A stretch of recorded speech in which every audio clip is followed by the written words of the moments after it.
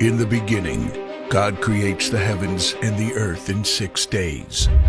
He makes Adam and Eve, who spend their days with God until they give in to temptation by eating from a forbidden tree. Sin enters the world, and things get so bad that God floods the earth and starts over with Noah and his family. Years later, God calls Abraham to follow him with the promise to make Abraham the father of a great nation.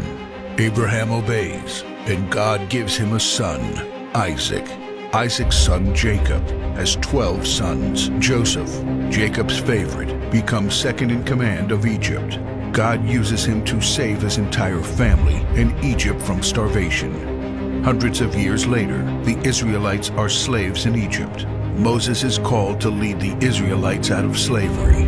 Joshua takes over after Moses and leads the people into the promised land. After Joshua, God raises up judges, temporary military leaders like Deborah, Gideon, and Samson, who protect and fight for God's people. The people tire of this leadership, and they call for a king. God gives Israel King Saul, King David, and then King Solomon. But it's all downhill from here. The people rebel. The kingdom of Israel is divided, and everyone turns their back on God. Prophets like Elijah, Isaiah, Micah, and Jeremiah warn that if people don't repent of their sins, there will be consequences. But the people ignore their warnings. The divided kingdoms are conquered, and God's people face captivity in foreign lands. People like Daniel show great courage and stand up for God when no one else does.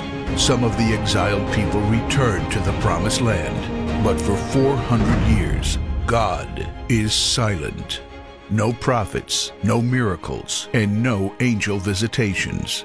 But then, the silence is broken when Jesus is born. He lives a perfect life, teaches truth, and performs miracles, proving He is God. He shows us the full extent of God's love by taking our place and dying on the cross for our sin. He is placed in a grave, but 3 days later, Jesus rises again, conquering sin and death. His followers travel the world, sharing the good news of His love and starting churches. We now are part of this story, and we have the chance to change the world and share His love, because one day He will crack open the sky and He will return. It's the greatest story ever told.